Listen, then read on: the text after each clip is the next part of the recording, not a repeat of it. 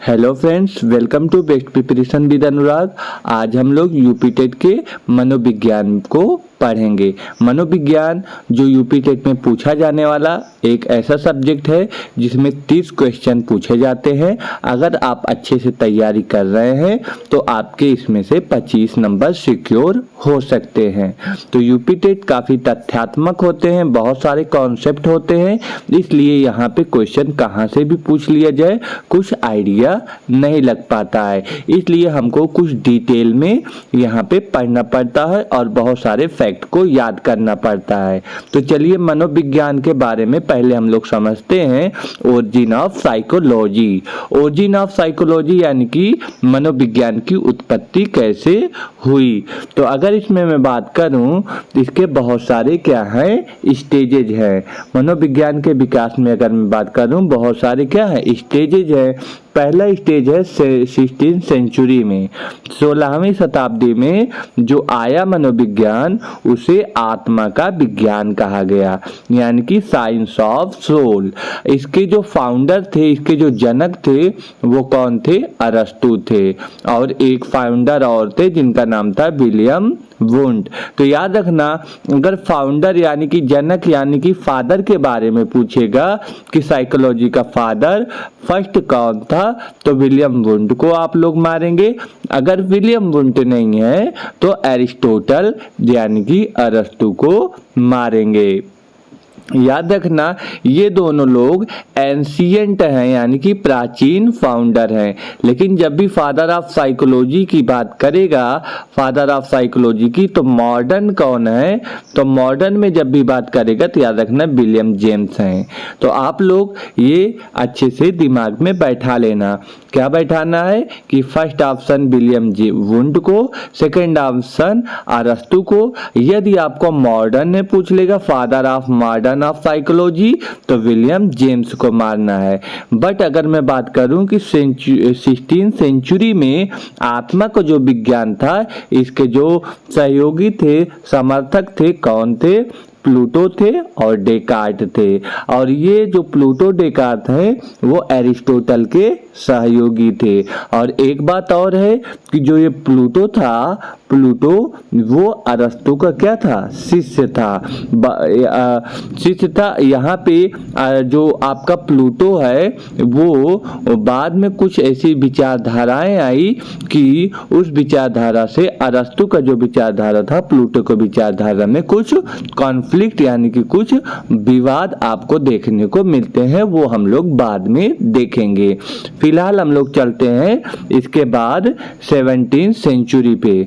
जब 17वीं सेंचुरी की अगर मैं बात करूं तो यही जो आत्मा का विज्ञान था ये चेंज हो गया कॉन्सेप्ट, और अब कॉन्सेप्ट आ गया मन मस्तिष्क का विज्ञान यानी कि साइंस ऑफ माइंड।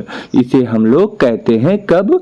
17वीं सेंचुरी में। इसके जो फाउंडर थे वो पोम्पोनोजी थे या पेस्टोलॉजी थे, दोनों नाम आपसे पूछे जा सकते हैं। आगे अगर मैं बात करूं कि इसमें जो पोम्पोनोजी या पेस्टोलॉजी थे, इनकी बातों का समर्थन किसने किया था? तो जॉन लॉक ने किया था, रिचेरी ने किया था और थॉमस रीड ने किया था। अब अगर बात करें आगे चलता गया ये सारा कॉन्सेप्ट, और यही कॉन्सेप्ट फिर आगे बढ़ के 19वीं सेंचुरी में आया। 19वीं सेंचुरी में इसे हम लोग चेतना का विज्ञान कहे। जो पहले था वो पहले वाला क्या था आपका?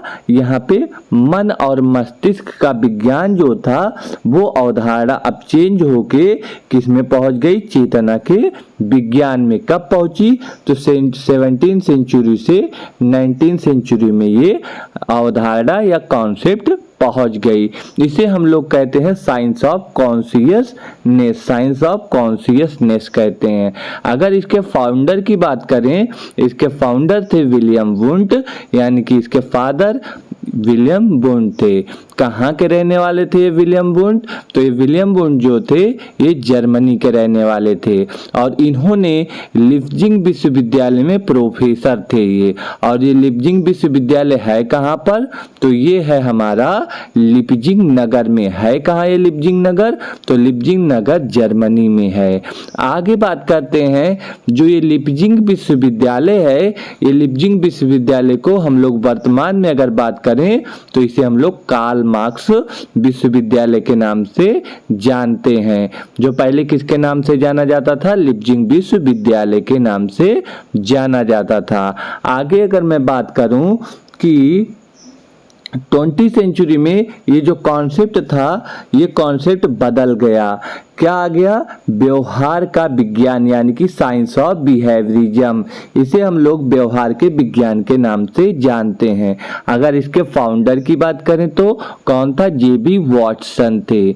अगर जेबी वाटसन की बात करूं तो इन्होंने ही व्यवहार के विज्ञान को लेकर आए थे। तो अब यहाँ पे जो मैंने शुरुआत में आपको यहाँ पे पहली लाइन लिखा है कि व्यवहार के अध्ययन को हम लोग मनोविज्ञान कहते हैं और ये मनोविज्ञान वर्तमान में यानी कि प्रेजेंट में पूरी तरह से अप्लाइड है। ये 20वीं सेंचुरी में आया। अभी हम लोगों ने देखा कि 20वीं सेंचुरी में जो था वो क्या था? वो व्यवहार का विज्ञान था, यानी कि साइंस ऑफ बिहेवियरिज्म। अगर इसके समर्थक की बात करें तो थॉर्नडाइक हो गए, मैकडूगल हो गए, पावलाव हो गए, वुडवर्थ हो गए, ये सारे के सारे लोग इसके समर्थक में हैं। अब बात करते हैं हम लोग कि जो व्यवहार होता है, व्यवहार का विज्ञान वो है क्या? तो यहाँ पे लिखा है व्यक्ति द्वारा की जाने वाली जो बाह्य क्रिया होती है उसे ही हम लोग व्यवहार का विज्ञान कहते हैं, यानी कि व्यवहार का मनोविज्ञान कहते हैं। अब एक बात यहाँ पे और आती है कि व्यवहार के मनोविज्ञान में अगर मैं बात करूँ तो 1905 में एक बुक आई थी, उस बुक का नाम था आउटलाइन ऑफ साइकोलॉजी। उसी में सबसे पहले व्यवहार शब्द का क्या किया गया था? प्रयोग। अगर आपसे क्वेश्चन पूछ लेगा कि जो आज का 20वीं सेंचुरी में व्यवहार का विज्ञान है वो सबसे पहले कब प्रयोग किया गया? तो 1905 में। कौन सी बुक थी? तो आउटलाइन ऑफ साइकोलॉजी थी। इसी में सबसे पहले किया गया था। और व्यवहार होता क्या है? व्यवहार का विज्ञान, मनोविज्ञान क्या होता है? तो आप लोग बता सकते हैं व्यक्ति द्वारा की जाने वाली जो बाह्य क्रिया होती है उसे ही हम लोग व्यवहार का मनोविज्ञान कहते हैं। एक क्वेश्चन यहाँ पे और उठता है कि जो हम लोग अभी पढ़े कि आत्मा का विज्ञान, मन मस्तिष्क का विज्ञान, चेतना का विज्ञान, व्यवहार का विज्ञान, ये सारे मनोविज्ञान जो हैं ये सारे के सारे ये चारों जो विज्ञान हैं उसमें ये तीनों के जो थे वो एक्सेप्टेबल नहीं थे। यही हमारा एक्सेप्टेबल था। ऐसा क्यों हुआ? क्योंकि आपको पता है कि जो व्यवहार है वो कैसी क्रिया है? वो मूर्त क्रिया है। कैसी क्रिया है? मूर्त क्रिया है। इसीलिए हम लोग समझ गए। और यहाँ पे अभी जो मैंने आपको बताया कि आत्मा हो गया, मन मस्तिष्क हो गया, चेतना हो गया, ये तीनों कैसी क्रिया है? ये तीनों के तीनों अमूर्त क्रियाएं हैं। इसलिए हमारा ये माना नहीं गया। इसे हम लोग क्या कर दिए? इसे हम लोग कैंसिल कर दिए। क्या कर दिए? कैंसिल कर दिए। ये नहीं माना गया। आगे अगर मैं बात करूं कि अब मनोविज्ञान का हम लोग स्टडी क्यों करते हैं, इसके बारे में जानना बहुत जरूरी है। मनोविज्ञान का स्टडी क्यों करते हैं? यह जो मनोविज्ञान है अध्यापक के प्रशिक्षण से संबंधित होता है। यानी कि जब तक हम अध्यापक को प्रशिक्षण नहीं देंगे तब तक वो अध्यापक स्टूडेंट को नहीं पढ़ा पाएगा। और पहली बार कोई एक ऐसी पुस्तक आई जिसमें इसमें अध्यापक के प्रशिक्षण के बारे में बताया गया और वो हमारा बुक क्या था? उस बुक का नाम था एमिल। और यह एमिल बुक किसने लिखा था? रूसो ने लिखा था। रूसो कहाँ का था? तो रूसो यूनान का रहने वाला था। अब यहाँ पे एक बात और है कि यहाँ पे 1912 और 1913 में अमेरिका के थॉर्नडाइक जो मनोवैज्ञानिक है, उन्होंने एक पुस्तक लिखी जिसका नाम था शिक्षा मनोविज्ञान। और शिक्षा मनोविज्ञान में उन्होंने भी अध्यापक के प्रशिक्षण की बात कही। और उन्होंने इसमें क्या बताया, उन्होंने बताया कि जो अध्यापक हैं, अध्यापकों को इसमें ट्रेनिंग दी जानी चाहिए, जिससे उनका जो परिणाम है बहुत अच्छा देखने को मिलेगा। अगर आगे बात करें, इसीलिए जो है जो मनोवैज्ञानिक हैं उनको अलग विषय के रूप में शिक्षकों के अध्यापन हेतु क्या बना दिया गया, जरूरी बना दिया गया। उसका रीजन क्या था, ताकि जितने बच्चे हैं सारे बच्चों का क्या हो सके, सर्वांगीण विकास हो सके। इसीलिए हमें किसकी जरूरत पड़ी, हमें अध्ययन में मनोविज्ञान की जरूरत पड़ी। हमें अध्ययन में किसकी जरूरत पड़ी, मनोविज्ञान की जरूरत पड़ी। किस लिए, ताकि जो अध्यापक हैं उनके प्रशिक्षण को बेहतर किया जा सके, उनके प्रशिक्षण को क्या किया जा सके, बेहतर किया जा सके, इसलिए इसकी जरूरत हमें पड़ी। अब बात करते हैं, जब मनोविज्ञान को स्वतंत्र दर्जा प्राप्त हो गया तो क्या जरूरी था, क्या क्या जरूरी था। अब बात यहीं पे आती है कि पहला जो क्वेश्चन है इसमें, पहली बात कि मनोविज्ञान के इतिहास को बताना इसलिए जरूरी हो गया क्योंकि और मनोविज्ञान की उत्पत्ति को लेकर उस विषय की किताब को आधार बनाया जाए। क्या बनाया जाए, आधार। तो पहली पुस्तक कौन है जिसको लेकर ये आधार बनाया जा सके, तो उसका नाम था, क्या नाम था उसका नाम था साइकोलॉजिया। उस बुक का क्या नाम था, उस बुक का नाम था साइकोलॉजिया। किसने लिखा था, रुडोल्फ गोइकिल ने लिखा था। कब, 1590 में।